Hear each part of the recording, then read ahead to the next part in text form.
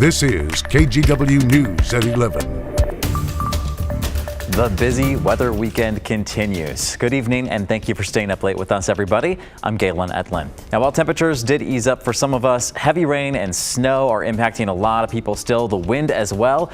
Meteorologist Joe Ranieri has a first look at conditions right now. Galen, we just have a pretty active weather system. It's probably the best way to describe our weather pattern right now, and that'll be the case heading into the overnight hours and into a good part of Monday. In a few locations, we're currently seeing some heavy downpours over just west of downtown Portland. Over in Battleground to southwest Washington, you're seeing some heavy cells move through. And again, with some of these heavy downpours, it's also dropping the snow level down a little bit. And over in parts of Columbia River Gorge, the West End, over in Troutdale, at Gresham, you're starting to see some pockets of freezing rain. That's going to continue, so expect to see some very slick conditions heading along the east side of this Multnomah County later on tonight and into tomorrow. Currently, temperatures are right around the upper 30s throughout to the east side of Portland there, 39 degrees. Troutdale, 35 degrees. You've been kind of hovering in between about 31 and 35, so your temperatures are slowly going up. But again, you're going to be traveling in that direction, especially near Hood River later on tonight and into tomorrow. It's going to be looking like a snowstorm with several inches of new snow overnight, another 2 to 6 potentially by the end of tomorrow. So it's going to be a slow go along I-84 tomorrow. And speaking of the wind, it's just howling along the Oregon coast. This is a live look from our Newport camera. I'm not sure how long it's going to be staying live because it is nasty out there. Temperature of 48 degrees. So far, Newport has seen gusts close to 70 miles per hour, and this is what we were forecasting last night. It's very stormy along the coast with heavy rains as well. In the metro area, we're looking at gusts right around the Hillsborough area, close to 30 miles per hour, and the winds will be picking up here the next couple of hours. A wind advisory is in place until early tomorrow morning, and over in Newport right now, you're looking at gusts coming in from the south about 60 miles per hour. So it's going to be stormy tonight and into tomorrow. So high winds and heavy rain throughout the metro area. Throughout the Columbia River Gorge, up to 3 to 5 inches of new snow in some spots. A little bit of some freezing rain in a few locations near Troutdale. Now throughout the Oregon Cascades, you're going to be seeing a lot of snow, blowing wind and whiteout conditions with close to 2 feet of snow by the end of tomorrow. I'll talk more about that in your detailed forecast. All right, Joe, see you in a few minutes. Thank you so much. Now, meanwhile, the high winds and rain caused many issues on the Oregon coast, as Joe was talking about. And this is video sent to us by KGW viewer Fred Causer. You can see a tree came down in Seaside, and fire crews were left cleaning it up there. And check this out as well. Video sent by another KGW viewer. It shows flooding from the rain covering parts of Highway 202. Now, we do appreciate footage like this, but we also want to remind everyone that you should never drive in floodwaters. It can be really dangerous since you may not realize what's under the water or how deep it really is. As the phrase goes, turn around, don't drown. It is the mark of a community to come together in the toughest of times, and that is being tested right now in Hillsborough. Dozens of families and businesses are feeling the impact of multiple fires in just about a day. And for one of the city's most iconic streets, things may never be the same. Fire comes to engine 60. In frigid temperatures early Sunday morning, fire crews fought fire and ice. A lot of people displaced. Multiple businesses on Hillsborough's Main Street are now gone. The roof of this building collapsed in the flames. It just breaks our heart. Dana, Joe, and Patty all work at the Hillsborough Pharmacy and Fountain, now heavily damaged by water and smoke.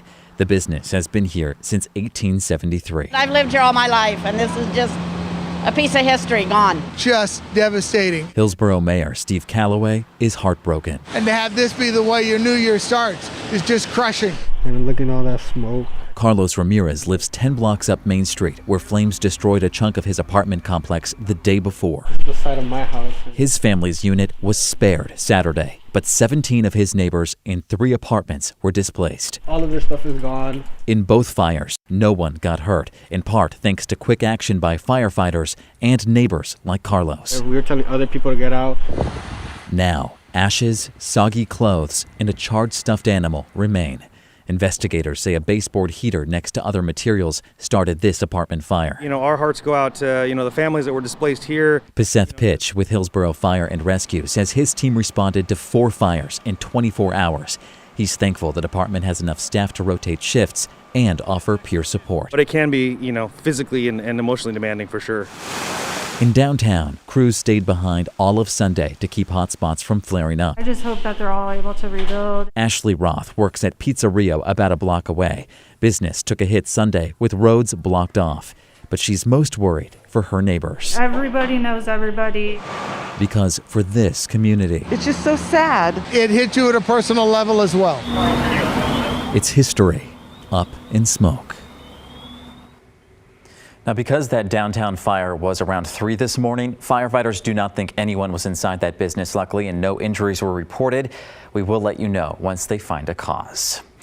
Well, people traveling home for the holidays are running into even more chaos. Flights are being canceled left and right as airline staff get sick with COVID and snowstorms hit major flight hubs.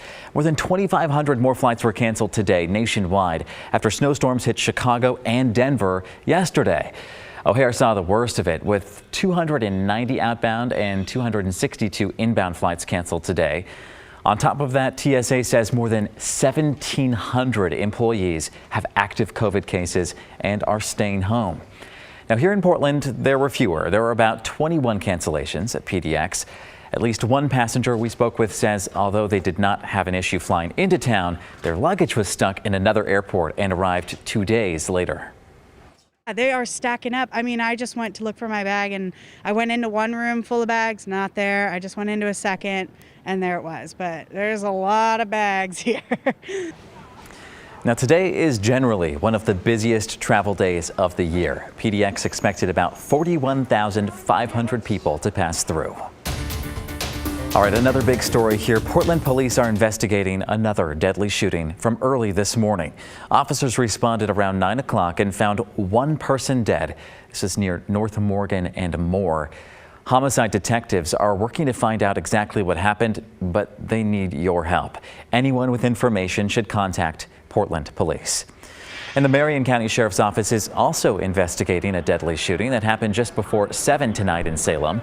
This was at 45th Avenue and Northeast, 45th Avenue Northeast, in Ibris. Now, the caller told responders that an unknown person was trying to break into a home and the resident shot the intruder. That person was pronounced dead at the scene and no one else was hurt. Detectives from the Criminal Investigations Unit are looking into this case, and anyone with more information is asked to contact the Marion County Tips webpage. Tonight, let's talk solutions here. An Oregon nonprofit that helps homeless families and children get back into housing has a big boost tonight. It's from one of the richest men in the world as well. Christelle Kumwe explains. Brandy Tuck is the executive director at Portland Homeless Family Solutions and is on a mission to empower homeless families with children to get back into housing and stay there. Her team helps with homeless prevention programs, wraparound support, and a family village shelter. It is the first shelter in Oregon designed using trauma-informed design and architecture.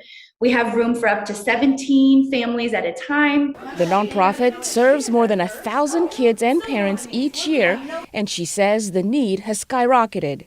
Anecdotally, if you look around, it looks like there has been a huge increase. Our wait list for shelter has increased by 50% over the last couple of years. Now more cash is headed their way. This is by far the largest grant we have ever received in our organization's history. $2.5 million from the Bezos Day One Family Fund. Amazon founder and CEO Jeff Bezos created the program in 2018 to fund organizations that help homeless families.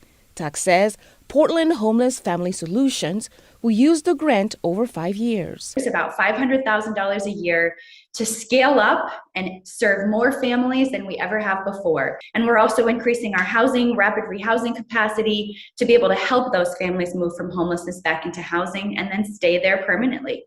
It's much needed support toward a solution. I think housing is a basic human right, and the solution to homelessness, while it can include things like shelter and organized camping, the solution to homelessness is helping people move back into housing. Christelle Kumwe, KGW News. Now, Portland Homeless Family Solutions is one of 32 organizations in 21 states to get the Bezos Day One Family Fund. A board of experts on homelessness selected them. All right, well, members of the Oregon Army National Guard are heading overseas. 120 people in the Charlie Troop are going to Poland to support European NATO allies as part of Operation Atlantic Resolve. This was a planned rotation after 130 members of the Alpha Troop deployed back in April. Best of luck to them.